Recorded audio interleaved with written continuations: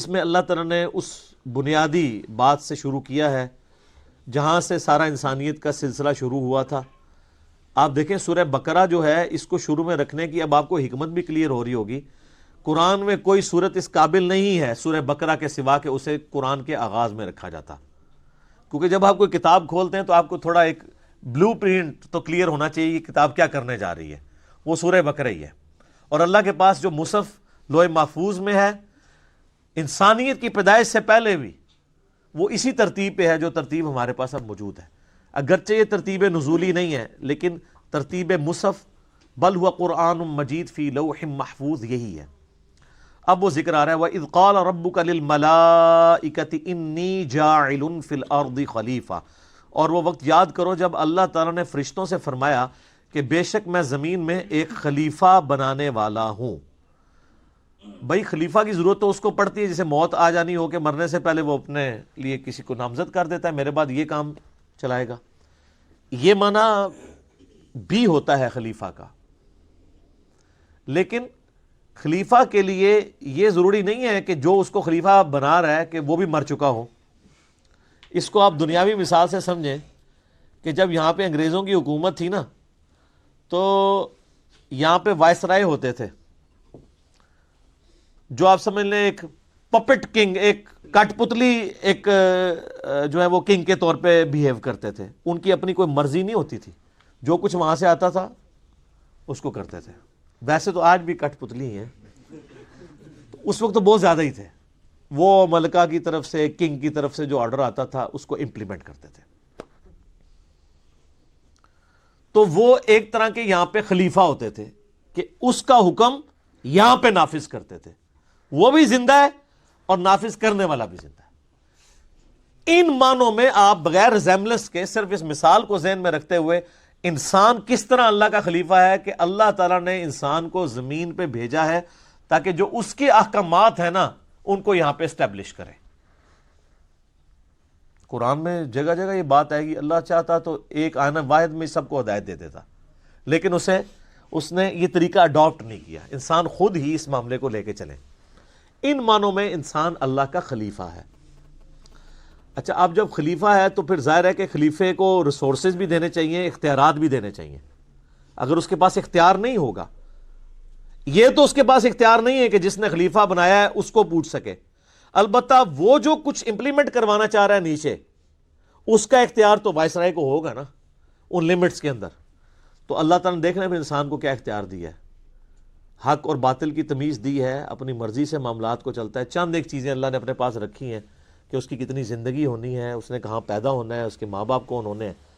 جو چیزیں اس کی تقدیر کے ساتھ جڑی ہوئی ہیں ان کے بارے میں اس نے سوال بھی نہیں کرنا، لیکن جو چیزیں اس نے آپ کے اختیار کے اوپر چھوڑ دی ہیں ایک ایک چیز کے بارے میں، وہ تو ہے وَمَن يَعْمَلْ مِثْقَالَ ذَرَّةٍ خَيْرًا يَرَهُ فَمَن يَعْمَلْ مِثْقَالَ ذَرَّةٍ خَيْرًا يَرَهُ وَمَن يَعْمَلْ مِثْقَالَ ذَرَّةٍ شَرًّا يَرَهُ۔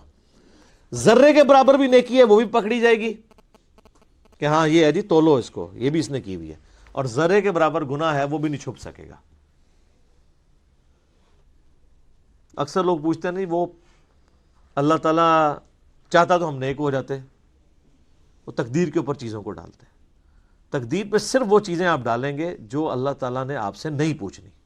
مثلا کسی شخص سے اللہ نے پوچھنا ہے کہ تو افریقہ میں کیوں پیدا ہوا ہے اور تو یورپ میں کیوں پیدا ہوا ہے، تیرا قد اتنا کیوں تھا، نہیں پوچھنا۔ محکمات پوچھی جائیں گی جن چیزوں کا اللہ نے حکم دیا ہے، تو یہ امپلائیڈ ہے کہ جس کا حکم دیا اس کا اختیار بھی دیا ہے۔ ویسے کوئی انسان اپنے آپ کو دھوکہ دے، علیحدہ بات ہے، وہ کہتے ہیں نہیں شیطان نہیں نماز پڑھنے دیتا، تو میں اس کی مثال دیتا ہوں۔ آج اگر گورنمنٹ اناؤنسمنٹ کرے کہ جو فجر کی نماز تکبیر اللہ سے پڑھے گا تو 1,00,000 روپے کا چیک لے لے فی نماز، تو سارے دنیا کے شیاطین مل کے ایک بندے کی بھی فجر نہیں چھڑا سکتے۔ آپ جس کے بارے میں گمان کر سکتے ہیں کہ اٹھ ہی نہیں سکتا، وہ یہ جی شروع تو انجی ہے، یہ آنکھ ہی نہیں کھل دی، تکو جناب کس نے آنکھ کھل دی ہوتی، تو یہ اپنے آپ کو دھوکہ دے رہے ہیں۔ شیطان کبھی بھی ٹینجیبل آ کے فزیکلی سامنے آ کے نہیں آپ کو ورگلائے گا، زبردستی نہیں پکڑنے کی کوشش کرے گا۔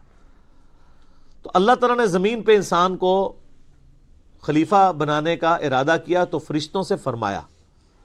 تو فرشتوں کی ظاہر ہے کہ اب فرشتوں سے جب بات کر رہے ہیں تو ظاہر ہے انہوں نے بھی آگے اپنی یعنی ایک ان پٹ دی، قالوا اتجعل فیہا من یفسد فیہا، ان کا کہ اے اللہ تو ایسے کو زمین پہ خلیفہ بنانے لگا ہے جو اس میں فساد کرے گا، وَيَسْفِكُ الدِّمَاء، اور اس میں خون ریزی کرے گا۔ اچھا، اب اس کے اوپر بڑی بحثیں ہوتی ہیں کہ یہ فرشتوں کو کیسے پتہ چل گیا۔ بعض لوگ تو فرشتوں کا علم غیب اس سے ثابت کر رہے ہیں، حالانکہ علم غیب کا تو کچا چٹا آگے کھل جائے گا۔ جب حضرت آدم کو اللہ نے چیزوں کے نام بتا دیے تو وہ ان کو کوئی نہیں آئے فرشتوں کو۔ یہ فرشتوں کی اسیسمنٹ تھی، اس لیے کہ فرشتوں کا یہ ماننا تھا کہ وہ اللہ ہی ہے، کہ جس کے پاس اختیار ہو تو وہ اپنے اختیار کو مس یوز نہیں کرے گا۔ مخلوق چونکہ ناقص ہے، اگر مخلوق کو بھی وہ اختیار دیا گیا تو وہ اس کو پرفیکشن کے ساتھ یوز نہیں کریں گے، وہ شر کا ہی غلبہ ہوگا، خیر کا نہیں ہوگا۔ فرشتے تو خود چونکہ سراپا خیر ہیں، ان میں شر ہے ہی نہیں ہے۔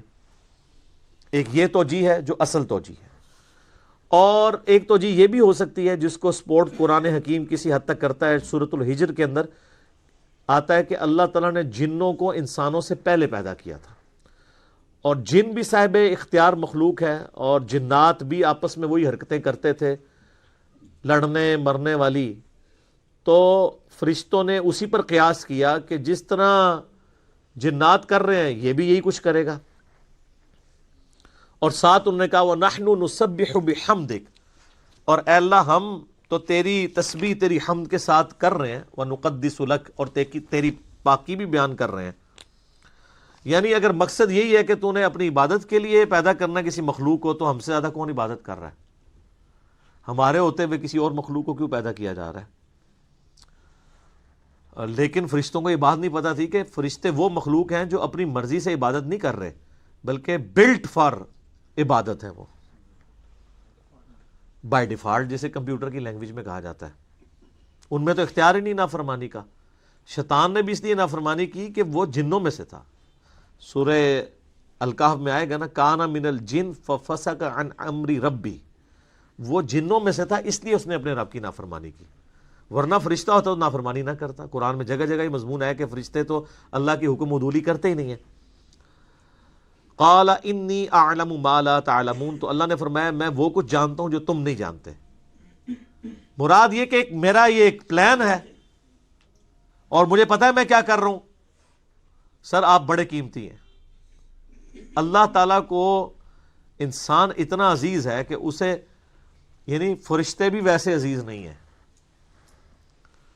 آپ کا مقدمہ فرشتوں کے ساتھ اللہ تعالیٰ لڑ رہا ہے کہ مجھے پتا ہے میں نے کیوں بندے بنائے ہیں، حالانکہ اللہ کو بھی پتا تھا کہ کوئی کورونا ایک داڑا ہی نکلنا ہے بندے کا پتر، لیکن سر وہ ایک بندہ جو نکلنا ہے نا، وہ بندہ جبرائیل پہ بھی بھاری ہے، کیونکہ جبرائیل تو اپنی مرضی سے خدا کو مانے ہوئے ہے۔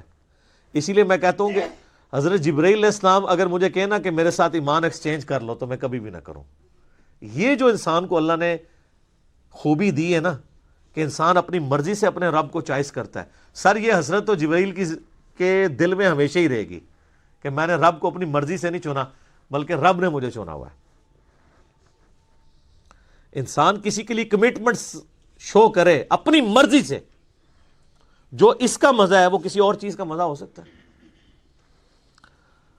وَعَلَّمَ آدَمَ الْأَسْمَاءَ كُلَّهَا، تو اللہ تعالیٰ نے آدم علیہ السلام کو ہر چیز کے نام سکھا دیے۔ پوٹینشلی ہر چیز کا نام اللہ تعالیٰ نے حضرت آدم علیہ السلام کو سکھا دیا۔ یہی وہ ایکوائرڈ نالج ہے، فزیکل فینامنا آف نیچر کا علم۔ شروع میں آپ کوئی بھی چیز ڈسکور کرتے ہیں تو اس کا نام ہی رکھتے ہیں نا۔ جب بھی کوئی چیز ڈسکور ہوتی ہے تو اس کا نام رکھا جاتا ہے۔ لوہا دریافت ہوا تو اس کو انسانیت نے نام دیا۔ کوئی جانور دریافت ہوتا ہے جو پہلے علم میں نہیں، اس کو نام دیا جاتا ہے۔ کوئی دھات دریافت ہوتی ہے، کوئی پیریوڈک ٹیبل میں آپ کو پتہ ہے اب تو کمپلیٹ ہو چکا ہے، تو وہ جو بھی چیز ڈسکور ہوتی ہے اس کو نام دیا جاتا ہے۔ تو پوٹینشلی اللہ تعالیٰ نے آدم علیہ السلام کو چیزیں سکھا دی تھی، لیکن وہ آہستہ آہستہ انسانیت نے ترقی کی ہے۔ وہی علم جو ہے وہ جو پوٹینشلی یعنی ان کے اندر یہ پوٹینشل موجود تھا، ایکسپلور ہونے میں دیکھ لیں 10,000 سال لگ گئے، اور آج دیکھ لیں انسان کا علم کہاں پہ پہنچ چکا ہے۔ عقل دنگ ہے۔ آج سے 100 سال پہلے کا انسان زندہ ہو جائے تو وہ پاگل ہو جائے کہ انسان وہ سمجھ لے کہ یہ جنت ہی ہے۔ ہر چیز کس طریقے سے کنٹرول کی ہوئی ہے۔ الیکٹرانکس کی دنیا میں جو ایکسپلوژن ہوا ہے. پوری انسانی تاریخ میں اتنی ترقی نہیں ہوئی جتنی پچھلے 50 سالوں کے اندر ہوئی ہے. تو یہ ایکوائرڈ نالج، سائنس کا علم، چیزوں کے نام سکھا دیے. ثم عرضهم علی الملائکہ، پھر اللہ تعالیٰ نے فرشتوں پہ اس کو پیش کیا. فقال انبئونی باسماء هؤلاء ان کنتم صادقین. تو اللہ نے فرمایا اگر تم سچے ہو نا تو مجھے ان چیزوں کے نام بتا دو.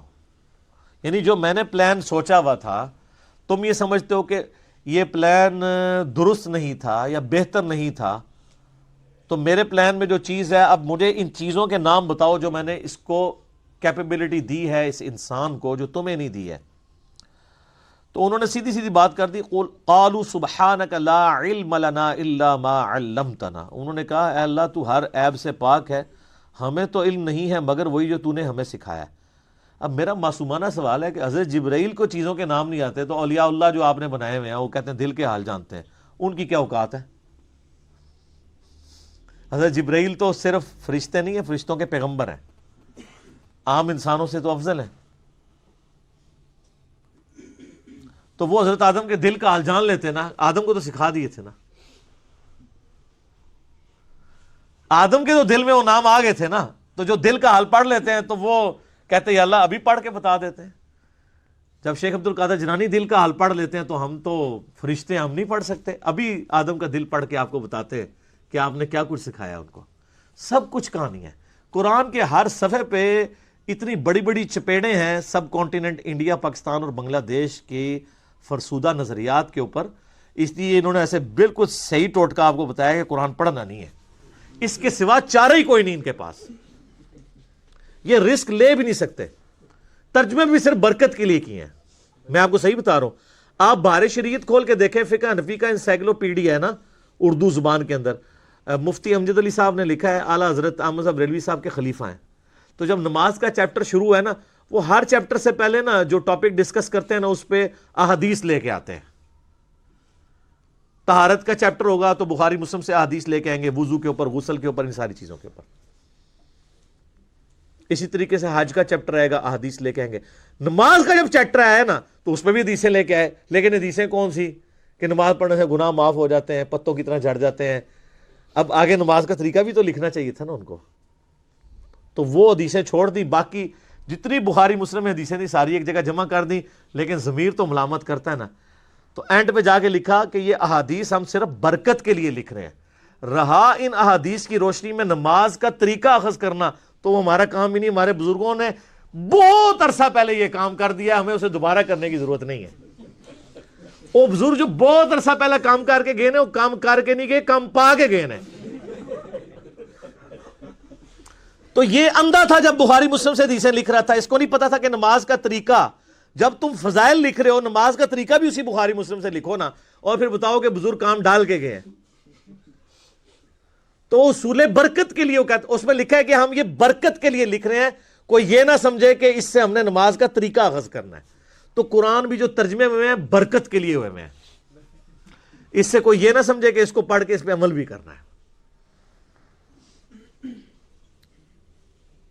قالوا سبحانک لا علم لنا الا ما علمتنا. انہوں نے کہا اللہ تو پاک ہے، ہمیں تو بس اتنا ہی پتا ہے جتنا تو نے ہمیں سکھایا ہوا ہے، ہم تو دل کا حال نہیں کسی کا جان سکتے، علم غیب نہیں ہے. انک انت العلیم الحکیم، بے شک تو ہی ہے علم والا اور حکمت والا. پھر اللہ نے کہا قال یا آدم، اے آدم، انبئہم باسمائہم، ان کو ذرا بتا دو نا ان چیزوں کے نام. تو آدم علیہ السلام کو تو اللہ تعالیٰ نے سکھائے ہوئے تھے، تو انہوں نے پھر وہ نام بتا. فلما انبأہم باسمائہم، تو جب آدم علیہ السلام نے ان چیزوں کے نام بتا دیے، یعنی جو بھی اللہ نے ایک سامپل کے طور پہ چیزوں کے نام پوچھے تھے، تو اللہ نے فرمایا قال الم اقل لکم انی اعلم غیب السماوات والارض. تو اللہ تعالیٰ نے فرمایا کہ میں نہ کہتا تھا کہ میں زمین و آسمانوں کے غیب کو جاننے والا ہوں. وَأَعْلَمُ مَا تُبْدُونَ وَمَا كُنْتُمْ تَكْتُمُونَ، اور میں جانتا ہوں جو کچھ تم ظاہر کرتے ہو اور جو کچھ تم چھپاتے ہو.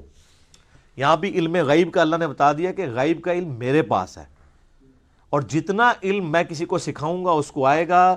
اور جس کو میں نے نہیں سکھایا ہوگا کسی کی کمپیٹنسی نہیں ہے کہ وہ حاصل کر سکے. اور میں جانتا ہوں جو کچھ تم ظاہر کرتے ہو اور جو کچھ تم چھپاتے ہو. اچھا، اس سے ایک بات تو یہ پتہ چلی کہ آدم علیہ السلام کو اللہ تعالیٰ نے فضیلت دی ہے علم کی بنیاد کے اوپر. وجدان، عشق، یہ جو آپ کو کوئی کہانیاں کرائی ہوئی ہیں ان پہ نہیں، علم کی بنیاد پہ. اور ہمارے نبی علیہ السلام کو سورہ طٰہٰ میں اللہ تعالیٰ نے یہ حکم دیا ہے کہ آپ دعا کیا کریں اور رب زدنی علما، اے رب ہمارے، اے میرے رب میرے علم میں اضافہ کر دے. تو اللہ تعالیٰ فرمایا کہ میں جانتا ہوں جو کچھ تم ظاہر کر رہے ہو جو کچھ تم چھپاتے ہو. اب جو وہ ظاہر کر رہے تھے وہ تو ہمیں بھی پتہ چل گیا کہ وہ کیا کہنا چاہ رہے تھے کہ یا اللہ ہم تیری عبادت کرنے والے ہیں، کافی ہیں، یہ زمین میں فساد کرے گا، لڑائی جھگڑا کرے گا. اور جو تم چھپاتے ہو، یعنی تمہارے دل کے اندر بھی اگر کوئی خیال آتا ہے، انہ علیم بذات الصدور، سینوں کے چھپے ہوئے رازوں کو جاننے والا. یہاں پہ شائبہ ہوتا ہے اس بات کا کہ فرشتوں کی خواہش یہ تھی کہ انہیں خلیفہ بنایا جائے، ان کے اندر کہیں چھپی ہوئی ایک خواہش موجود تھی. تو اللہ نے فرمایا کہ یہ جو کچھ تم کہہ رہے ہو نا، جو تم کہہ رہے ہو وہ بھی مجھے پتہ ہے، جو تمہارے اندر خواہش ہے نا وہ بھی مجھے پتہ ہے. اس میں یعنی ایک اشارہ ملتا ہے. ظاہر ہے وہ جو مقدمہ جس طرح لڑ رہے ہیں، اب وہ ڈائریکٹ تو نہیں کہہ سکتے تھے کہ یا اللہ ہمیں خلیفہ بنا دے. ظاہر ہے اللہ تو مالک ہے، تو مالک کے ساتھ گفتگو کرتے ہوئے ایک ڈیکورم کے اندر ہی اپنا میسج کنوے کیا جاتا ہے نا کہ یا اللہ اس کو بنا رہا ہے، یہ تو یہ ہے، یہ تو یہ ہے، اس میں تو یہ ہے، یہ ہے. تو مراد یہ ہے کہ اسی بھی ہیں، سانوں بھی کنسیڈر کرو. تو وہ اللہ نے فرمایا کہ جو تم ظاہر کر رہے ہو وہ مجھے پتا ہے، جو تمہارے اندر ہے، جو تمہارے اندر اگر کوئی خواہش چھپی ہوئی ہے نا تو وہ بھی مجھے پتا ہے.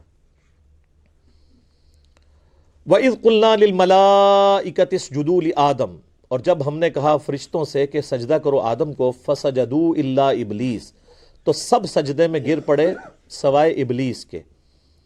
ابلیس یعنی جو جیلس ہونے والا ہے، حسد کرنے والا. اچھا، یہاں پہ یہ حکم نہیں آیا کہ ہم نے فرشتوں اور ایک جن کو حکم دیا، یہ تغلیب کا قاعدہ ہے. قرآن میں 7 مقامات پہ قصہ آدم اور ابلیس آیا ہے. سورہ البقرہ میں بھی آیا ہے، اس کے بعد سورۃ الاعراف میں آئے گا، سورہ الکہف میں، سورہ بنی اسرائیل میں، سورہ طٰہٰ کے اندر، سورہ صاد کے اندر. لیکن ایک ہی موقع ہے قرآن میں جہاں پہ یہ بات آئی ہے کہ وہ جن تھا اس لیے سجدہ نہیں کیا. 6 مقامات پہ یہ پتہ ہی نہیں چلتا کہ فرشتوں کو حکم ہوا ہے تو ایک فرشتہ کیوں باغی ہو گیا ہے، جبکہ قرآن جگہ جگہ آتا ہے فرشتے باغی نہیں ہوتے. اس لیے میں کہتا ہوں قرآن کا ایک صفحہ بھی اگر آپ نکال دیں نا تو قرآن ہدایت کے لیے کافی نہیں ہوگا. اور وہ سورۃ الکہف میں ہے کان من الجن، وہ جنوں میں سے تھا، ففسق عن امر ربی، اس لیے اس نے اپنے رب کی نافرمانی کی.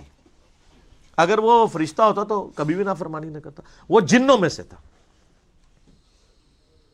ابا واستکبر، وہ اکڑ گیا اور تکبر کیا، انکار کیا اس نے اور تکبر کیا. وکان من الکافرین، اور یوں وہ کافروں میں داخل ہو گیا. اور ایک ترجمہ یہ ہے کہ وہ ہے ہی کافر تھا.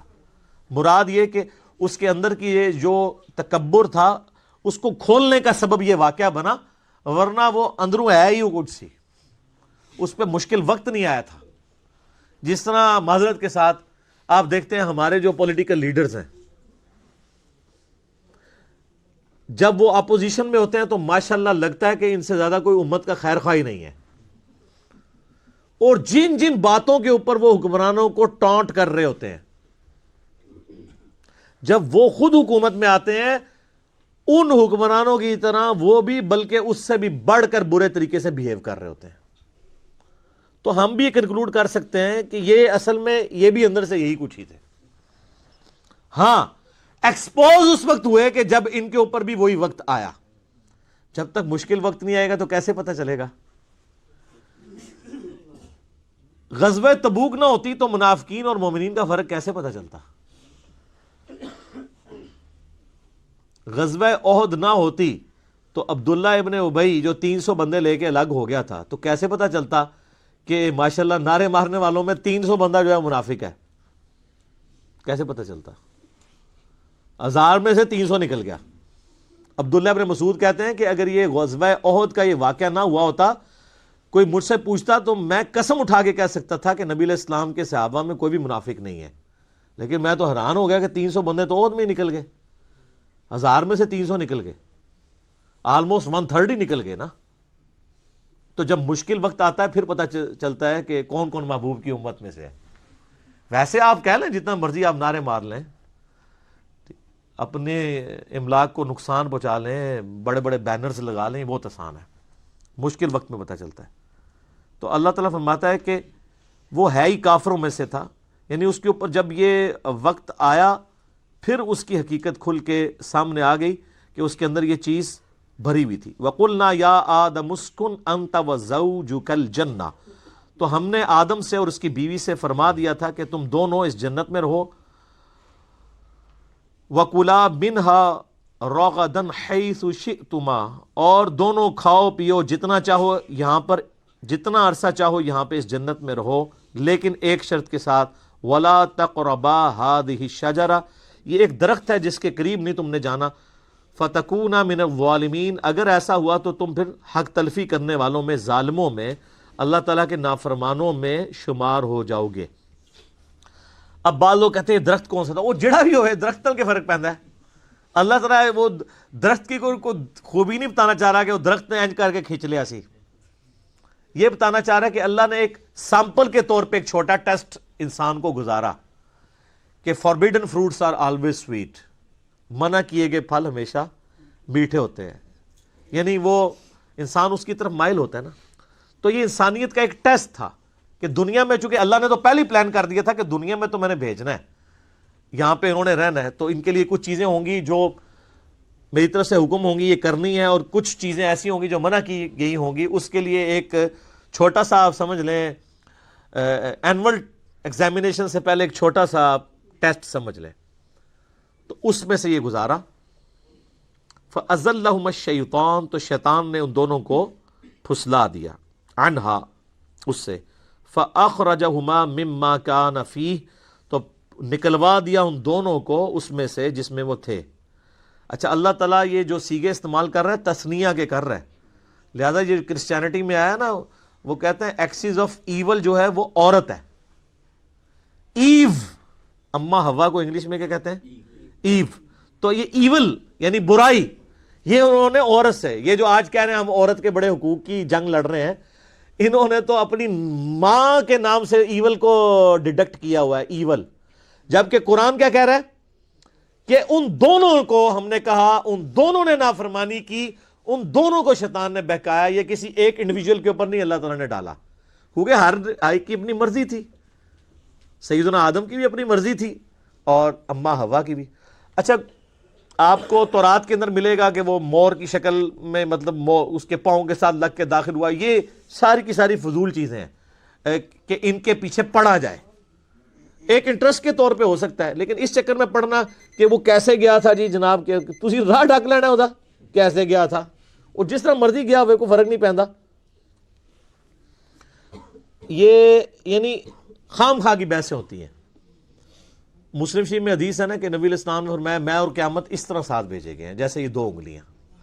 ہمیں ایک بندے نے جناب یہاں پہ اکیڈمی میں رابطہ کر کے کہہ رہا ہے جو کیڑیاں 2 انگلیاں جوڑیاں سن حضور نے، وہ پائی جیڑیاں بھی 2 جوڑیاں نے، بتانا آپ علیہ السلام یہ چاہ رہے تھے، یہ والے ویسے یہی 2 جوڑی تھی شہادت کی اور درمیان والی، کہ میرے بعد اب قیامت ہی آئے گی، کوئی پیغمبر نہیں آئے گا، یعنی نبی علیہ السلام خود بھی قیامت کی خبر ہے۔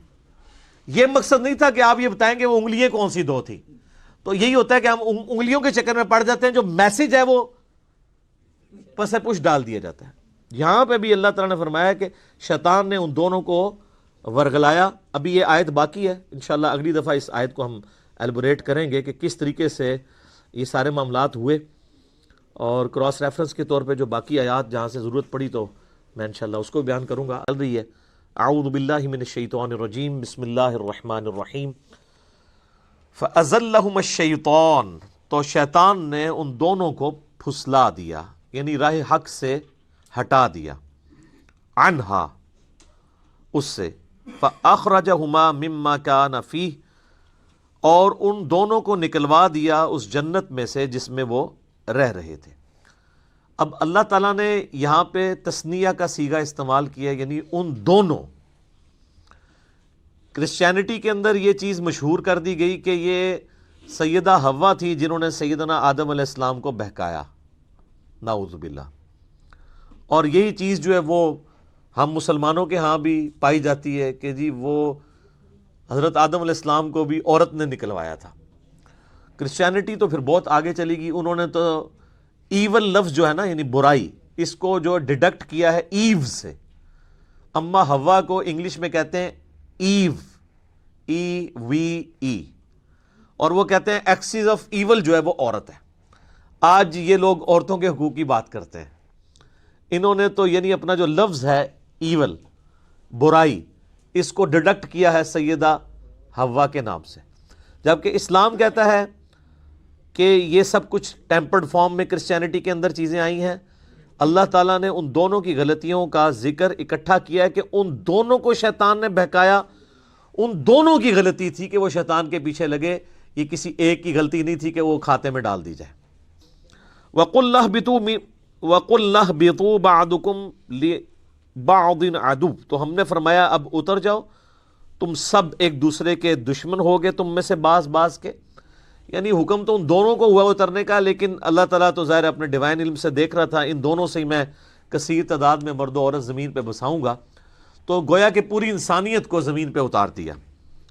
وَلَكُمْ فِي الْأَرْضِ مُسْتَقَرٌّ وَمَتَاعٌ إِلَىٰ حِينٍ، اور زمین میں تمہارا ٹھکانہ ہوگا کچھ عرصے کے لیے، اور وہاں سے جو تم نے نفع حاصل کرنا ہے وہ کر لو، یعنی اللہ تعالیٰ ریسورسز بھی پرووائڈ کرے گا، لیکن دنیا کی زندگی تمہاری عارضی زندگی ہوگی، الٹیمیٹلی تمہیں لوٹ کے ہمارے پاس آنا ہے۔ اب جو حضرت آدم علیہ السلام نے غلطی کی اس کا ذکر آ رہا ہے کہ اس غلطی کی توبہ کیسے قبول ہوئی۔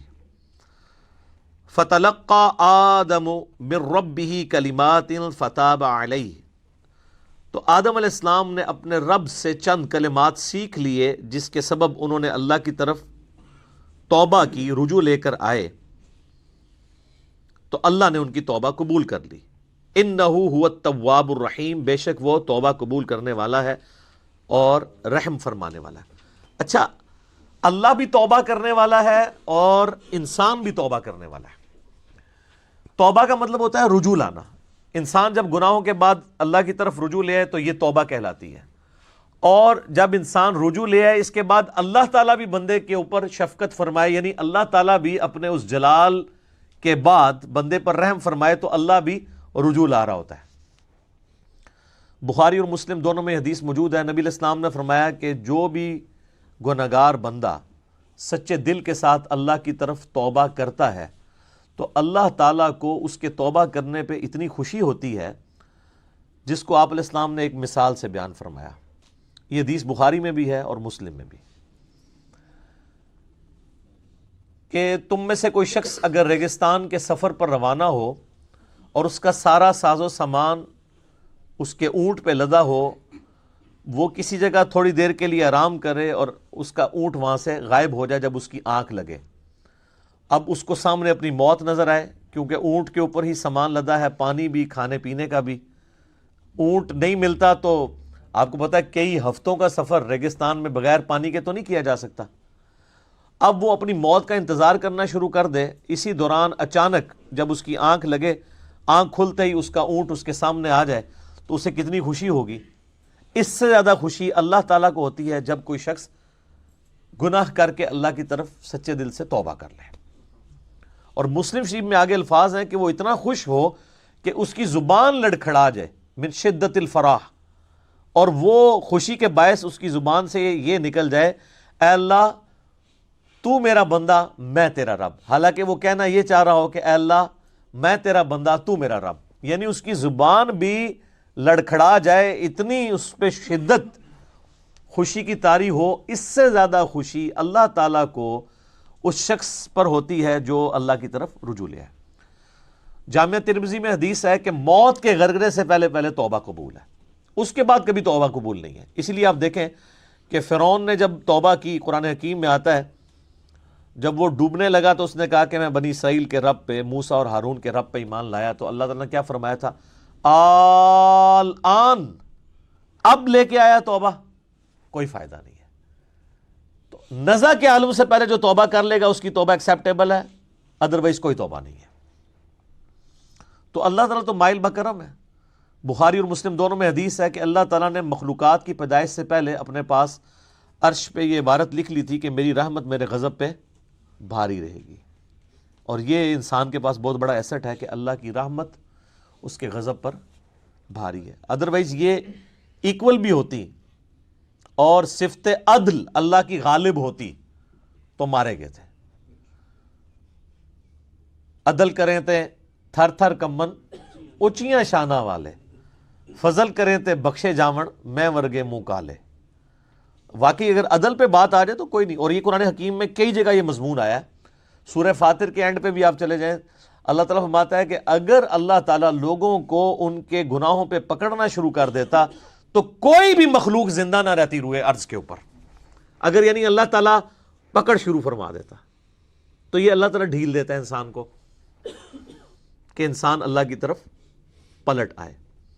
بخاری اور مسلم دونوں میں حدیث ہے، نبی علیہ السلام نے فرمایا کہ حدیث قدسی ہے کہ جب میرا بندہ میری طرف ایک بالشت آتا ہے میں ایک ہاتھ اس کی طرف بڑھتا ہوں، وہ ایک ہاتھ بڑھتا ہے میں 2 ہاتھ اس کی طرف بڑھتا ہوں، ٹھیک ہے، 10 ہاتھ بڑھتا ہوں، وہ چل کے آتا ہے میں اس کی طرف دوڑ کے آتا ہوں. اور پھر آپ علیہ السلام فرمایا کہ اللہ تعالیٰ فرماتا ہے کہ میرا بندہ مجھے دل میں یاد کرے میں اسے دل میں یاد کرتا ہوں، وہ کسی مجلس میں یاد کرے میں اسے بہتر مجلس میں یاد کرتا ہوں. اور یہ حدیث اس بات کا ثبوت ہے کہ اللہ تبارک و تعالی انسان سے بڑھ کر اس پر رجوع فرمانے والا ہے. یعنی انسان ایک قدم بڑھتا ہے تو اللہ تعالیٰ 10 قدم اس کی طرف آتا ہے، بشرطے کہ وہ صدق دل سے اللہ کی طرف لوٹ آئے. یا ایھا الذین آمنوا توبوا الی اللہ توبۃ نصوحا، اے ایمان والو اللہ کی طرف ایسی توبہ کرو جو آگے کو نصیحت ہو جائے. یہ جو خالی خلی توبہ ہے نا یا استغفار کی تسبیح پھیرنا، یہ اللہ تعالیٰ کو جو ہے وہ محبوب نہیں ہے جب تک کہ اندر سے انسان سچائی کے ساتھ اللہ کی طرف لوٹ رہا ہے. پورے قرآن حکیم میں کوئی ایک آیت بھی ایسی نہیں ہے جس میں اللہ تعالیٰ نے یہ فرمایا ہو کہ جتنی مرضی بغاوت کر لو اور اس کے بعد باغی رہو تو میں تمہیں معاف کر دوں گا. ہمیشہ یہ ٹاپک آیا ہے کہ جو کوئی بغاوت کرتے ہیں اس کے بعد فوراً توبہ کر لیں اور پھر اپنی اصلاح بھی کر لیں، صرف توبہ نہیں، پھر اللہ تعالیٰ ان کو معاف کر دے گا. وہ تو پھر سورہ الفرقان کی آیت نمبر 70 میں ہے کہ اگر شرک سے بھی توبہ کر لے گا تو ہم اس کے گناہوں کو بھی نیکیوں سے بدل دیں گے. لیکن یہ جو آج کل دھوکہ دیا جا رہا ہے نا اللہ کی رحمت سے، اس میں میرا یوٹیوب پہ ایک کلپ بھی ہے، اللہ کی رحمت سے دھوکہ. اور لوگ کہتے ہیں اللہ تعالیٰ بڑا معاف فرمانے والا ہے. کس کو معاف فرمانے والا ہے؟ اس کو جو رجوع لے آئے. بغاوت کرنے والے کے لیے وہ ڈٹا رہے، اس کے لیے کوئی توبہ نہیں، اور رجوع لانے کے بعد اپنی اصلاح بھی کرے، اپنے آپ کو سدھار بھی لے. اچھا یہاں پہ جو الفاظ ہے فَتَلَقَّى آدَمُ مِن رَبِّهِ كَلِمَاتٍ فَتَابَ عَلَيْهِ، کہ آدم علیہ السلام نے چند کلمات اللہ تعالیٰ سے سیکھ لیے جس کی وجہ سے اللہ نے ان کی توبہ قبول کی.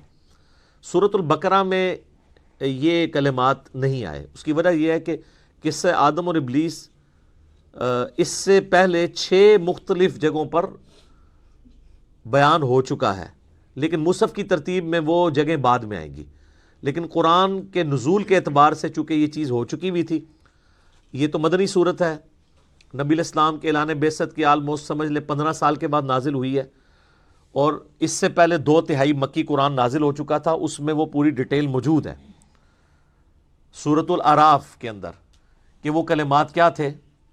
ربنا ظلمنا انفسنا وان لم تغفر لنا وترحمنا لنکونن من الخاسرین، اے رب ہمارے ہم نے اپنی جانوں پر ظلم کیا اور اگر تو نے ہم پر رحم نہ فرمایا اور ہمیں معاف نہ کیا تو ہم خسارہ پانے والوں میں سے ہو جائیں گے. قصہ آدم اور ابلیس قرآن حکیم میں 7 مقامات پر آیا. اس میں آخری مقام یہ ہے جو سورۃ البقرہ میں ہم پڑھ رہے ہیں، لیکن مصحف کی ترتیب میں یہ پہلا مقام ہے. یہ سارے مقامات پہ جو سکیٹرڈ فارم میں شیطان کی اور اللہ تعالیٰ کی گفتگو ہوئی، حضرت آدم علیہ السلام کا اور اللہ کا جو معاملہ ہوا، اس کو میں نے ایک لیکچر کے اندر کور کیا ہے، مسئلہ نمبر 79، اللہ، انسان اور شیطان. یہ میرا ٹائٹل ہے اس لیکچر کا، مسئلہ نمبر 79. اس میں نے ساری جگہ سے ٹکڑے اٹھائے کہ یہ والا پورشن اتنے حصے میں ہے، یہ دوسری صورت میں بیان ہو، جس طرح اب یہاں پہ وہ کلمات نہیں ہیں۔ البتہ ایک کمزور درجے کی روایت ہے المستدرک للحاکم کے اندر کہ حضرت آدم علیہ السلام نے اللہ تعالیٰ کے حضور نبی صلی اللہ علیہ وآلہ وسلم کا وسیلہ پیش کیا، جس کی وجہ سے اللہ تعالیٰ نے ان کی مغفرت کی۔ پھر اللہ تعالیٰ نے ان سے پوچھا کہ تمہیں محمد صلی اللہ علیہ وآلہ وسلم کا علم کیسے ہوا؟ تو انہوں نے کہا کہ میں نے جو ہے وہ جب تو نے مجھے پیدا کیا تو میں نے تیرے عرش پہ تیرے نام کے ساتھ سیدنا محمد رسول اللہ صلی اللہ علیہ وآلہ وسلم کا مبارک نام دیکھا تھا، تو مجھے اسی وقت پتہ چل گیا کہ یہ ہستی تیرے حضور عزت والی ہے۔ اب یہ حدیث تو حاکم کے اندر موجود ہے، لیکن انتہائی کمزور درجے کی روایت ہے۔ یہ امام ذہبی نے تو بلکہ اسے آلموسٹ لکھا ہے کہ یہ گھڑی ہوئی روایت ہے، اور انجیل برناباس جو پبلک کے اندر ایک مشہور ہے نا، اس میں بھی اس قسم کی ایک روایت لکھی ہوئی ہے۔ تو وہ تو ظاہر ہے کہ کرسچن آن بھی نہیں کرتے، میں نے اس کے اوپر کئی دفعہ بولا ہے کہ وہ کوئی اتھینٹک نہیں ہے۔ مسلمان اس کو اس لیے پیش کر دیتے ہیں کہ جی اس میں ظاہر ہے وہ میرے خیال میں تو کسی مسلمان نے بیٹھ کے لکھی ہے وہ، کیونکہ اس میں انہوں نے جو اسلوب اڈاپٹ کیا ہے وہ اللہ کی کتاب نہیں لگتی۔ اللہ کی کتاب کا تو ایک مزاج ہوتا ہے نا، اللہ کی کتاب کا مزاج جو ہے وہ توحید کے اراؤنڈ سینٹرڈ ہوتا ہے، جبکہ آپ انجیل برناباس پڑھیں گے تو وہ آپ کو لگے گا کوئی نعتیہ کوئی کتاب ہے، تو وہ تو اس کا اسلوب ہی بتا رہا ہے، تو اس لیے ہم تو اس کو آن نہیں کرتے۔ بہرحال میرا یوٹیوب پہ کلپ لاکھوں لوگوں نے دیکھا ہے۔ کیا یہ کائنات نبی علیہ السلام کے لیے بنائی گئی؟ کیونکہ اسی حاکم کی ایک روایت میں آتا ہے کہ ہم اگر محمد کو پیدا نہ کرتے تو یہ ساری کائنات بھی پیدا نہ ہوتی۔ یہ بات اپنی اصل میں اس حد تک تو درست ہے کہ پوری کی پوری کائنات انسان کے لیے پیدا ہوئی ہے، کسی ایک انسان کے لیے نہیں، انسانیت ایز اے ہول کے لیے، جو پچھلی دفعہ ہماری آیات بھی گزر چکی ہیں کہ ہم نے جو کچھ زمین میں ہے تمہارے لیے پیدا کیا۔ باقی اس کو اس طریقے سے بیان کرنا قرآن حکیم میں یہ بیٹھتا بھی نہیں۔ اس کی وجہ یہ ہے کہ قرآن حکیم میں 7 دفعہ یہ واقعہ بیان ہوا ہے، جو چیز پوری انسانیت کی ہدایت کا سبب بننے والی تھی کہ ہمارا اوریجن آدم علیہ السلام ہے، 7 دفعہ ایک واقعہ قرآن میں مختلف انداز سے آیا ہے۔ کسی ایک جگہ تو آ جاتا کہ نبی علیہ السلام کا وسیلہ پیش کیا گیا تھا۔ یہاں پہ بھی کلمات ہیں، وہ کہتے ہیں نہیں کلمات سے مراد وہ ہیں، بھئی وہ کلمات بھی قرآن کے اندر آ گئے ہیں سورۃ الاعراف میں، اور قرآن کی سب سے بیسٹ تفسیر وہی ہوتی ہے جو قرآن کے اندر موجود ہو۔ تو جب قرآن خود بتا رہا ہے کہ کن کلمات کے ساتھ توبہ کی تھی، ربنا ظلمنا انفسنا وان لم تغفر لنا وترحمنا لنکونن من الخاسرین، وہ کہتا ہے نہیں یہ بھی پڑھا تھا، نال ہے بھی پڑھا سی، اوئی وقنا عذاب القبر وقنا عذاب الحشر، کتنے لکھے ہے؟ وہ کہتے نہیں قرآن میں تو لکھا ہوا ہے ربنا آتینا فی الدنیا حسنہ وفی الآخرۃ حسنۃ وقنا عذاب النار، اور وقنا عذاب القبر وقنا عذاب الحشر تو لوگ خود نہیں لگایا ہوا نا لوگوں نے۔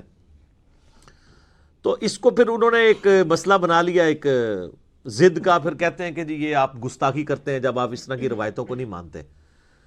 روایتیں نبی علیہ السلام سے ثابت ہوں گی تو مانی جائیں گی نا، ان کی سند صحیح ہوگی تو مانی جائیں گی نا، گستاخی والی کون سی بات ہے؟ یہ تو اسی طریقے سے ہے کہ اگر ہم عیسائیوں سے یہ کہیں کہ حضرت عیسیٰ علیہ السلام اللہ کے بیٹے نہیں ہیں، اور سورۃ المائدہ کی وہ آیت پڑھ دیں، آیت نمبر 75 نمبر آیت، کہ عیسیٰ اور ان کی ماں تو کھانے کے محتاج تھے، ایسے لوگ تمہارے مشکل کشا کیسے ہو سکتے ہیں جو روٹی کھانے کے محتاج ہوں؟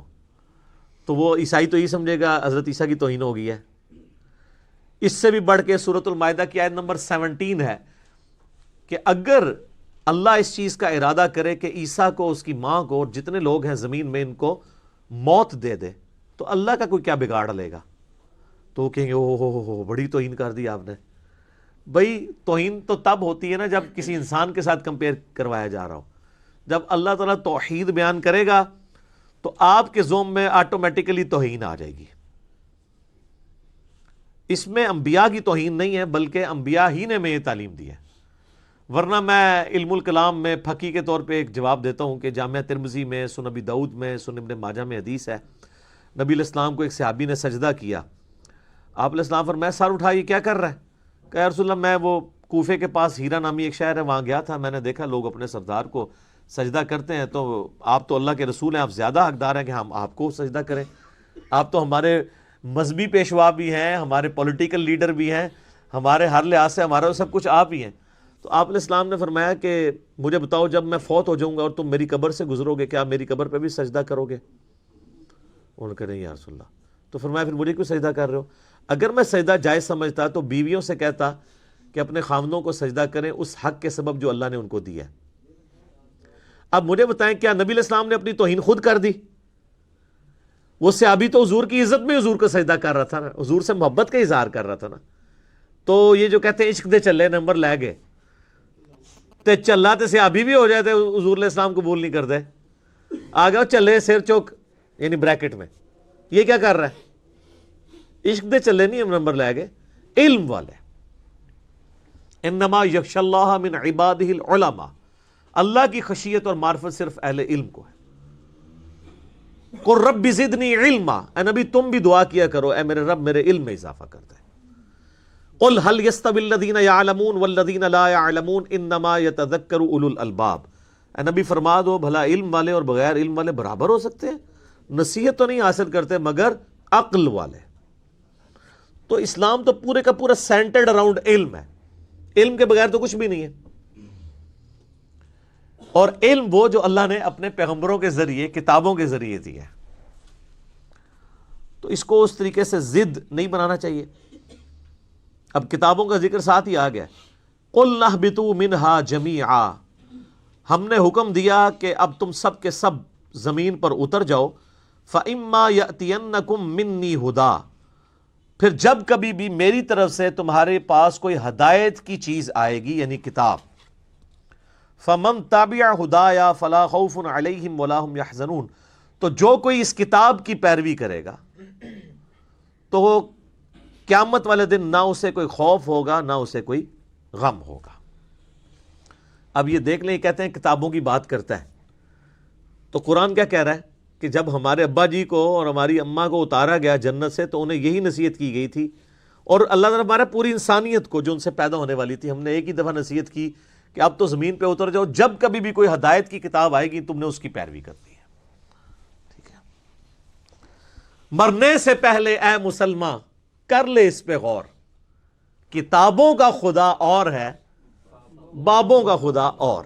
یہ وہی کتابی والی بات ہے جو میں نے دوسرے انداز میں بھی کہا ہوا ہے، نہ میں وابی نہ میں بابی، میں ہوں مسلم علمی کتابی. تو یہ علم اور کتابی تو ذکر ہو رہی ہے. پہلی نصیحت انسانیت کو یہ ہو رہی ہے کہ اب جا رہے ہو نا زمین پہ تو بس میری کتابوں کا انتظار کرنا ہے. تو جو کوئی کتابوں کی پیروی کرے گا اس کو نہ کوئی خوف ہوگا نہ کوئی غم. والذین کفروا وکذبوا بآیاتنا، اور جو لوگ ہماری آیات کا کفر کر دیں گے اور اس کو جھٹلا دیں گے، اولئک اصحاب النار، ایسے لوگ ہوں گے پھر جہنمی، ہم فیہا خالدون، وہ رہیں گے ہمیشہ ہمیشہ اس میں. تو جہنمیوں کی نشانی کیا ہے؟ جو اللہ کی کتاب سے بھاگے. جو کتابی نہیں ہے نا وہ جہنمی ہے. تو علمی کتابی ہونا چاہیے بندے کو، اور جو علم اور کتاب کو کہتا ہے سائیڈ میں رکھو اور سٹوریاں اور کہانیاں اور فرسودہ خیالات ان کو لے کے چلتا ہے تو اس کے لیے پھر اللہ تعالیٰ نے دوزخ بنائی ہے. اچھا، یہ جو آیات ہے نا سورۃ البقرہ کی آیت نمبر 38، اس میں اللہ تعالیٰ نے ریویلڈ نالج کا ذکر کر دیا ہے، وحی کے علم کا، کتاب اور سنت. سنت بھی اس میں شامل ہے کیونکہ سورۃ الاحقاف میں آگے 26ویں پارے کے پہلے صفحے پہ یہ آیت ہے، ایتونی بکتاب من قبل ھذا او اثارۃ من علم ان کنتم صادقین. نبی ان سے فرماؤ کہ اگر تم میری اس کتاب کو نہیں مانتے ہو تو اس کتاب سے پہلے جو باقی نبیوں پہ کتابیں نازل ہوئی ہیں یا کوئی علم کے آثار ان کے آ رہے ہوں. تو علم کے آثار کو اللہ نے کتاب سے الگ ذکر کیا. علم کے آثار کیا؟ سنت. تو تم سچے ہو تو پھر اس سے بات کرو. ایتونی بکتاب من قبل ھذا او اثارۃ من علم، کتاب اور علم دونوں آ گیا، علمی کتابی. ٹھیک ہو گیا؟ تو یہ ہے ریویلڈ نالج جو اللہ تعالیٰ اپنے پیغمبروں کے ذریعے دیتا ہے. پیغمبر اللہ اور مخلوق کے درمیان وسیلہ ہے. اگر کوئی شخص پیغمبروں کے وسیلے کے بغیر کوئی عقیدہ اختیار کرے گا تو وہ عقیدہ خواہ کتنا ہی اچھا کیوں نہ ہو اللہ کے حضور قابل قبول نہیں. یہ وسیلہ یہ پاکستان انڈیا والا نہیں، وسیلہ کہتے ہیں واسطے کو. اللہ اور مخلوق کے درمیان واسطہ پیغمبر ہے. پیغمبر کو اگر کوئی چھوڑ دیتا ہے تو ظاہر ہے پھر وہ اللہ کے بارے میں ایسی کوالٹیز کلیم کرے گا جس کو اللہ اونی نہیں کرے گا. پیغمبروں کو اللہ تعالیٰ رول ماڈل اس لیے بناتا ہے کہ انسان اپنی محبت میں کوئی اللہ کے ساتھ ایسے عقیدے وابستہ نہ کر دے کہ وہ اپنے ذوم میں تو وہ محبت میں کر رہا ہو اور اللہ تعالیٰ کو وہ چیزیں ناپسند ہوں. اب جن لوگوں نے یہ کلیم کیا کہ اس مخلوق میں اللہ تعالیٰ حلول کر جاتا ہے یا یہ مخلوق بھی خالق ہی نے مخلوق کا روپ دھار لیا ہے، تو یہ اللہ کی نفرت میں نہیں انہوں نے کیا، اللہ کی محبت میں کیا. انہوں نے کہا لا موجود الا اللہ، ہم اللہ کے سوا کسی وجود کو ماننے کے لیے تیار نہیں ہیں. پھر وہ اس میں اتنا غلو کر گئے کہ انہوں نے کہا یہ جو آپ کو مخلوق بھی نظر آ رہی ہے نا، یہ بھی اللہ ہی نے مخلوق کا روپ دھار لیا، نعوذ باللہ. تو یہ عقیدہ جو ہے وہ اللہ کی محبت میں ہی آیا نا، کہ ہم اللہ کے سوا کسی کو ایسے پرسنالٹی ماننے کے لیے تیار ہی نہیں ہے. لیکن کیا یہ پیغمبروں کا عقیدہ تھا؟ نہیں. پیغمبر کے عقیدے کے بغیر، پیغمبر کی بتائی ہوئی تعلیمات کے بغیر آپ کچھ سے کچھ کر لیں گے. اس لیے پیغمبروں کو رول ماڈل بنایا جاتا ہے. لقد کان لکم فی رسول اللہ اسوۃ حسنہ، بے شک نبی علیہ السلام کی زندگی میں تمہارے لیے بہترین نمونہ ہے. ورنہ انسان نے تو اپنی عقل سے تو آپ دیکھیں اتنی مت ماری گئی کہ ہاتھوں کے تراشے میں بتوں کے آگے بھی لوگ جھکے. ویسے یہ عقل نہیں مانتی. اگر ہمارا پڑوسی ملک انڈیا نہ ہوتا اور وہاں پہ 90 کروڑ ہندو نہ ہوتے تو ہمارا دل کبھی نہ ٹھکتا کہ یار پڑھا لکھا بندہ بھی اپنے ہاتھوں کے بنائے بتوں کے آگے جھک سکتا ہے. تو جائیں سر، دنیا میں سب سے زیادہ پی ایچ ڈیز امریکہ کے بعد انڈیا میں ہے، اور وہ پی ایچ ڈی بھی بتوں کے آگے جھکے ہوتے ہیں. یہ تو اللہ بھلا کرے عامر خان کا کہ اس نے پی کے فلم بنا کے ان کا جنازہ نکالا ہے. لیکن پھر بھی لوگ فالو تو کر رہے ہیں، چل رہے ہیں اس چیز کے پیچھے. تو یہ آپ کے سامنے ثبوت ہے کہ اس ماڈرن دور میں بھی پڑھے لکھے لوگ ہونے کے باوجود اپنے ہاتھوں کے تراشے ہوئے بتوں کو پوجتے ہیں. اچھا، وہ بت جب پرانے ہو جاتے ہیں نا تو وہ بتوں کو ٹرالیوں کے اوپر لوڈ کر کے باقاعدہ پلوں پہ لے کے جاتے ہیں، اوپر سے نیچے پھینکتے ہیں دریاؤں کے اندر، ٹھیک ہے. اور وہ کچھ ادھر ہی ٹوٹ رہے ہوتے ہیں، کچھ نیچے دھڑل سے گرتے ہیں. پھر بھی ان کو عقل نہیں آتی ہے کہ یار جو آپ کا معبود جس نے آپ جو بنایا ہوا ہے وہ پرانا ہو گیا، آپ اس کو پھر نیا گھڑ رہے ہیں. تو اب پھر انہوں نے خیر اس کے لیے اور پلی لیے. ویسے کتابیں تو ہندوؤں کی سپورٹ نہیں کرتی ہیں. As far as books are concerned دنیا میں کوئی بھی مذہب ایسا نہیں ہے جس کی کتابیں شرک کی طرف مائل ہوں. ہندوؤں کی بھی جو کتابیں ہیں نا، ویدیں جو ان کی مین جو کتابیں ہیں یا اپنیشدس ہیں، آپ ان کو بھی پڑھیں تو اس میں بھی ون گاڈ کا کانسیپٹ ملے گا. اور وہ یہ کہیں گے ہم یہ جو اسٹیچو بناتے ہیں نا یہ صرف دھیان کے لیے بناتے ہیں، بھگوان تو ایک ہی ہے. اور ان سے پوچھیں یہ کہتے ہیں نہیں یہ بھگوان نہیں ہے، ہم ایک دھیان کے لیے اس کا اسٹیچو بناتے ہیں. یہ بھی غلط ہے. لیکن ان کی ویدوں میں یہ بات لکھی ہوئی ہے کہ اس خدا کا نہ کوئی اسٹیچو بنایا جا سکتا ہے، نہ کوئی بت بنایا جا سکتا ہے، نہ کوئی تصویر بنائی جا سکتی ہے. تو کتابوں تو وہ بھی نہیں چل رہے ہیں. اور ہمارے مسلمان پھر بڑا فخریہ بتا رہے ہوتے ہیں کہ جی دیکھیں جی ہندو تو اپنی کتابوں میں چلے تھے، تسی چل رہے ہو، تسی بھی تو کام چوک کے رکھے ہے. آپ دیکھ لیں مزارات کے اوپر جو کچھ ہو رہا ہے. تو آپ نے بھی تو یعنی وہی عقیدے کسی نہ کسی فارم میں بگاڑ کے اور ہستیوں کے ساتھ منسوب کیے ہوئے ہیں. اور پھر ہندوؤں کو بھی موقع ملتا ہے، وہ بھی پھر جملے کستے ہیں اور ایسی ایسی باتیں کرتے ہیں، پھر ہمیں بری لگتی ہیں. تو اپنے اوپر بھی توجہ دینے کی ضرورت ہے. تو یہ ریویلڈ نالج یہ بنیاد ہے اللہ تک پہنچنے کی. جنید بغدادی کا ایک قول ہے، قول تو آپ کسی کا بھی نقل کر سکتے ہیں. اچھی بات تو صحیح بخاری میں حدیث ہے، شیطان نے انسانی شکل میں آ کے آیت الکرسی کا وظیفہ دیا تھا تو نبی علیہ السلام فرمایا ہے وہ شیطان تھا، بات ٹھیک کی ہے اس نے. تو کسی بھی انسان کی کوئی بات اچھی ہو وہ کوٹ کرنی چاہیے. تو جنید بغدادی کا ایک قول بڑا مشہور ہے. ایک تو وحدت الوجود کے خلاف ان کا قول ہے کہ قدیم کو حادث سے الگ کرنے کا نام توحید ہے. پورے کے پورے وحدت الوجود کو انہوں نے پیسیفک اوشن میں پھینک دیا یہ بات کہہ کے کہ توحید ہے ہی ہے کہ قدیم کو حادث سے الگ کرنا ہے. قدیم یعنی جو ہمیشہ سے ہے اللہ، حادث جو ہم ہے. حادثہ لفظ اردو میں بھی استعمال ہوتا ہے. مخلوق حادث ہے، ہمیشہ سے نہیں ہے اور ختم ہو جائے گی. اور اللہ قدیم ہے، ہمیشہ سے ہے، ہمیشہ رہے گا. تو کہتے ہیں قدیم اور حادث کو الگ کرنے کا نام توحید ہے. تو وحدت الوجود تو ختم ہو گیا. وحدت الوجود تو کہتا ہے کہ جی قدیم اور حادث ایک ہی ہے. اور دوسرا جنید بغدادی کا ایک قول بہت زبردست ہے. وہ فرماتے ہیں کہ حواس کی تکمیل عقل سے ہوتی ہے. یعنی جو ہمارے حواس خمسہ ہے نا، ان کے اوپر جو سمجھ لیں سپرویژن کر رہی ہے چیز، وہ ہماری عقل ہے. اگر یہ عقل نہ ہو تو یہ حواس خمسہ ہمارے کام ہی نہ کریں. آپ دیکھ لیں کئی پاگل لوگ ہیں، مطلب وہ کس طرح عجیب و غریب حرکتیں کرتے ہیں، چونکہ عقل نہیں کام کر رہی ہوتی. عقل کو استعمال اگر کوئی شخص کر لے تو وہ اپنے ان حواس کو کنٹرول کر سکتا ہے.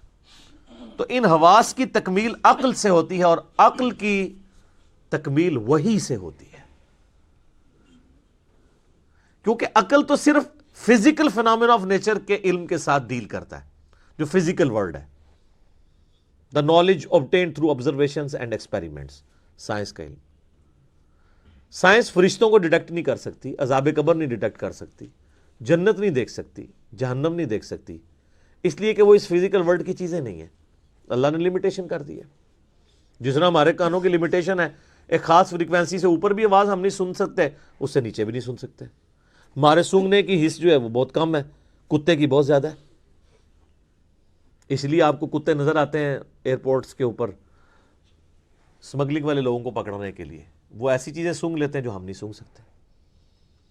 ہاتھیوں کی حساب دیکھ لیں، 40 کلومیٹر دور وہ زمین پہ پاؤں مار کے دوسرے ہاتھی کے ساتھ کمیونیکیشن کر لیتے ہیں.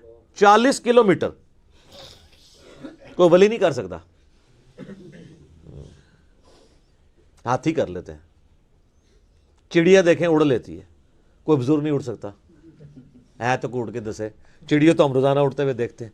اور آپ دیکھیں کہ انسانوں کے بنائے ہوئے ڈرونز یا جہازوں کو اڑنے کے لیے، لینڈ کرنے کے لیے رن وے چاہیے، اور چڑیا کو آپ دیکھیں کوئی رن وے نہیں چاہیے. ادھر سے اس تار سے اڑے گی اور ڈائریکٹ دوسرے تار پہ اترے گی، کوئی اس کو بھاگنا نہیں پڑتا، کوئی اس کو پلین جگہ نہیں چاہیے. کتنی پروفیشن کے ساتھ مخلوقات اللہ نے بنائی ہیں.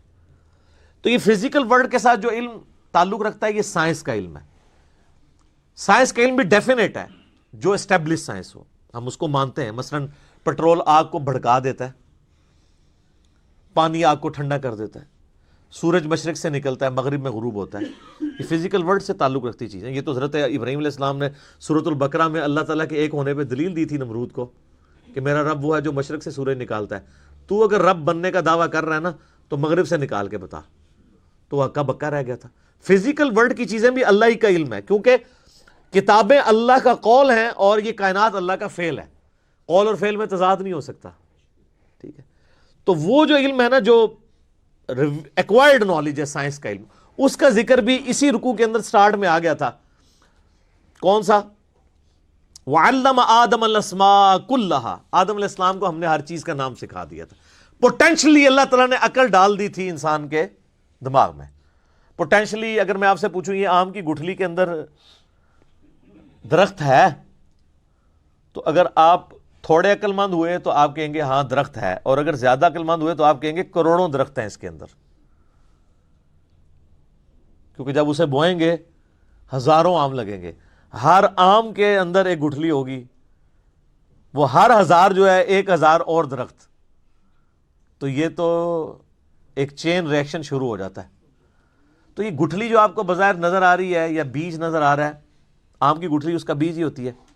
اس کے اندر پورا پوٹینشیل، وہ ڈیٹا موجود ہے. انسانی عقل میں بھی اللہ نے وہ ڈیٹا ڈالا تھا جو صدیوں کے ساتھ گزرنے کے ساتھ ساتھ آہستہ آہستہ، جس طرح آم کا درخت 8 سال میں ایک پورا پیڑ بنتا ہے نا، اسی ایک گٹھلی میں سے انسانی عقل بھی 10,000 سال کی اس تاریخ میں کرتے کرتے آپ دیکھیں کس عروج پہ پہنچ چکی ہے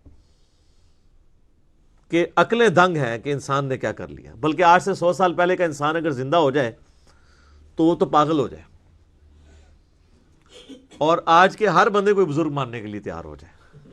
ٹھیک ہے. یہ دیکھیں نا، ہم نے CCTV کیمرہ لگائے ہوئے ہیں. کوئی بندہ نیچے بھی دور بھی ہو تو میں اس کے کپڑوں کا رنگ بھی بتا سکتا ہوں اور اس کا سارا کچھ بتا سکتا ہوں. تو یہ پرانے زمانے میں اگر کیمرے ہوں، کسی کو پتہ نہ ہو، تو میں یہ بھی بتا سکتا ہوں کہ 15 دن پہلے کتنے بجے یہاں سے کوئی گزرا تھا کیمرے سے. کہیں گے یہ بزرگ دیکھو کتنے پہنچے نے. تو یہ سارا فزیکل ورلڈ سے تعلق رکھتا ہے علم. اس علم نے بھی کتنی ترقی کر لی ہے. تو اس چوتھے رکوع کے اندر اللہ تعالیٰ نے دو علوم کا ذکر کیا ہے. سٹارٹ میں ذکر کیا ہے علم الاسماء کا،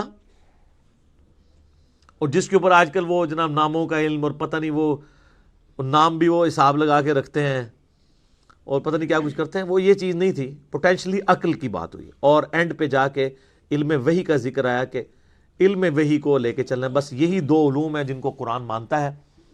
اور 10 کمانڈمنٹس جو آئیں گی نا سورہ بنی اسرائیل کی آیت نمبر 36 میں 9th کمانڈ ہے، وَلَا تَقْفُ مَا لَيْسَ لَكَ بِهِ عِلْم. اے انسان کسی چیز کی پیروی اس وقت تک مت کرنا جب تک کہ اس کے بارے میں تمہیں علم نہ آ جائے. إِنَّ السَّمْعَ وَالْبَصَرَ وَالْفُؤَادَ كُلُّ أُولَئِكَ كَانَ عَنْهُ مَسْئُولًا. بے شک کان، آنکھیں اور عقل، اس کے بارے میں تم سے پوچھا جائے گا تم نے اس کو استعمال کیوں نہیں کیا. تو اللہ تعالیٰ نے یہ چیز پوچھنی ہے مرنے سے پہلے. اے مسلمان کر لے اس پہ غور. کتابوں کا خدا اور ہے، بابوں کا خدا اور. یہ اللہ نے پوچھنی ہے بات کہ تو نے مرنے سے پہلے علم حاصل کیا تھا، یا تیرا ماننا یہی تھا کہ کالی بلی رستہ کاٹ دے تو نحوست ہے. گھر کی منڈیر پہ کوا بیٹھے تو مہمان آنے کی دلیل ہے، جوتی پہ جوتی چڑھ جائے تو سفر لکھا ہوا ہے. یہ تو مانتا تھا. اور گائے نے ایک سینگ کے اوپر زمین اٹھائی ہوئی ہے، دوسرے پہ اٹھاتی ہے تو زلزلہ آ جاتا ہے. ہسدے پہ نثارے تہاڈا بھی ذکر ہے. اور اے بزرگاں نے جناب سمندر روکے ہے تے فلانے بزرگ نے جڑا انڈیا دے بم پھاڑ لے سن پل دے ہوتے. اے بھی ہے نا سرکار. ہوں تو نئے ورژن بھی دے ہیں نا اویلیبل. باقی چیزوں پہ ہم خوش ہوتے ہیں، ہندو کہندے نے. تسی بھی جو کچھ کہندے ہو نا ہندو بھی ہسدے نے تہاڈے اوتے. آپ بھی تو کہتے ہیں نا فلاں بزرگ نے جو ہے سمندر روک لیا ہے. یہ لادہ بات ہے کہ وہ بزرگ جب زندہ ہوتے ہیں ان کا پیشاب بند ہوتا ہے تو وہ آغا خانی لے کے جانا پڑتا ہے انہیں. یہ لادہ بات ہے کہ اپنا پیشاب، اور اگر پیشاب رک رہا نہ ہو تو وہ پیشاب روک بھی نہیں کوئی سکتا. یہ دماغ سے آپ دیکھیں کئی لوگوں کے وہ سگنل ایسے جنریٹ ہوتے ہیں، ہارمونس ڈسٹرب ہو جائیں تو آپ اپنا پیشاب پہ خود کنٹرول ہی نہیں رہتا. آپ لوگ بیمار ہوتے ہیں، آپ کو اٹھا کے مزاروں پہ لے جاتے ہیں، اور مزاروں والے جب بیمار ہوتے ہیں انہیں اٹھا کے ہاسپٹل لے جاتے ہیں. اور ہاسپٹل بھی وہ DHQ میں نہیں لے کے جاتے، شفا میں لے کے جاتے ہیں یا آغا خان میں. تو اپنے بارے میں وہ بہت سینسٹیو ہے. تو یہ دو علوم ہیں، ریویلڈ نالج اور ایکوائرڈ نالج، جن کو اسلام مانتا ہے. اسی کے اوپر ساری بنیاد ہے.